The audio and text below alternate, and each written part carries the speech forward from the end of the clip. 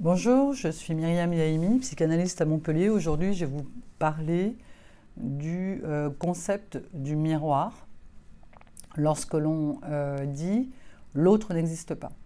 Qu'est-ce que signifie « l'autre n'existe pas » ? L'autre n'est que le reflet de notre intériorité consciente et non consciente, de ce que je suis, de ce que nous sommes ou ce que nous croyons être. Imaginons que je sois devant le miroir de ma salle de bain, que je me mette du rouge à lèvres tout autour de la bouche, sauf sur les lèvres, et que, au vu du résultat, j'aille acheter un nouveau miroir dans le but que mon rouge à lèvres soit au bon endroit. Alors évidemment, ça vous paraît absurde, ridicule, et vous avez raison. C'est un peu ce qu'on fait dans l'interaction à l'autre, c'est-à-dire qu'on accuse l'autre et on met le problème à l'extérieur, alors que ça n'est qu'une projection de notre posture.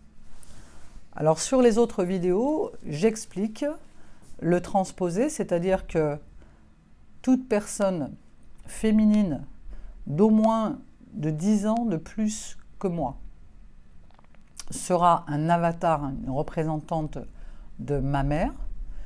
Toute personne masculine plus âgée que moi, en posture hiérarchique, un patron, un propriétaire, sera une représentation de mon père. Toutes les personnes à peu près de l'âge de mes frères et sœurs donc, seront représentées par des avatars sous la forme de voisins, de collègues, d'associés, de toute personne qui ont une relation avec moi qui n'est pas marquée par l'autorité. Dans le cas de la mère, j'ai oublié de préciser qu'une patronne, une propriétaire, une juge, une policière, une banquière, toute personne en autorité pour vous sera une représentation de la mère. Qu'est-ce que ça veut dire ? Ça veut dire que ce qui nous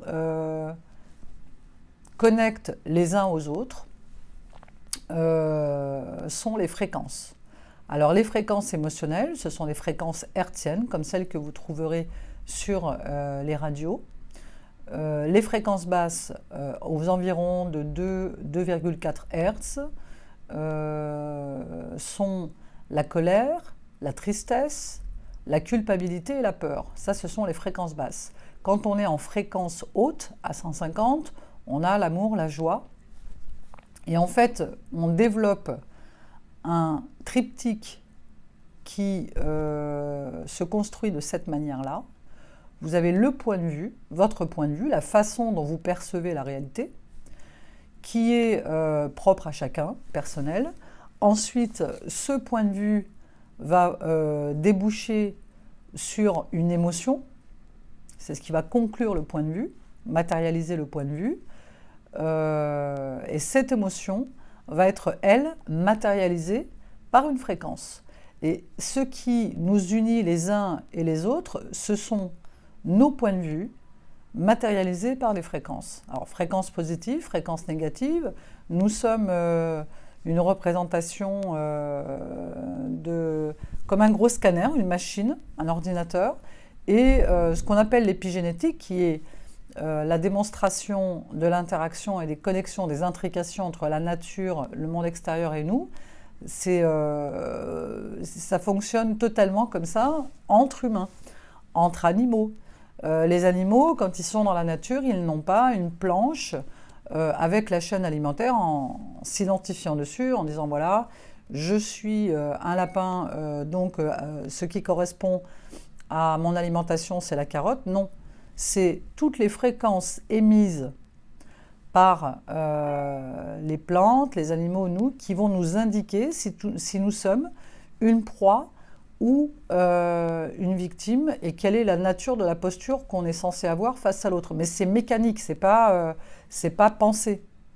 On se positionne comme étant des êtres plus intelligents que les animaux, que les plantes, que la nature. La vérité, c'est que le cortex ne sert pas à être plus intelligent, il sert à augmenter notre insécurité, à amplifier nos peurs Et du coup, c'est comme ça qu'on se retrouve à construire des maisons, à fabriquer des armes, ce que ne font pas les animaux et les plantes. Donc, ce qu'il faut regarder, c'est quelle est la posture que nous avons avec les membres de notre clan d'origine et la façon, les messages qu'on émet. Si vous êtes en conflit avec votre père, vous tomberez toujours sur des hiérarchiques masculins avec qui vous ne vous entendrez pas. Mais le problème ne vient pas de l'autre. Le problème vient du message que vous envoyez. La mère étant détentrice de la vie affective pour nous, si vous avez une mauvaise relation avec votre mère et que ce n'est pas réglé, vous aurez des difficultés dans la vie affective. Si vous avez des difficultés avec le père, vous aurez des problèmes dans la vie sociale, la vie professionnelle et la matérialité, l'argent. Si on est en mauvaise relation avec son père, c'est compliqué de se fabriquer une vie matérielle. Voilà, ça c'est le premier volet aujourd'hui que je voulais aborder. Je vous souhaite une bonne journée et je ferai un deuxième volet pour entrer plus en détail. À bientôt.